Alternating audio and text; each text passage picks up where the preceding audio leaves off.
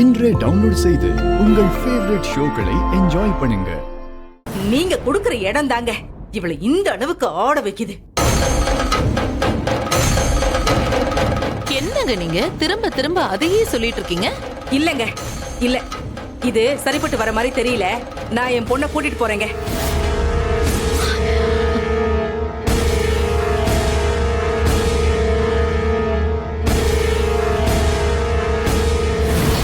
ரித்திகா, நான் செஞ்சது தப்பாவே இருக்கட்டும், அதுக்கு நான் உன்கிட்ட மன்னிப்பு கேட்டுக்கிறேன்.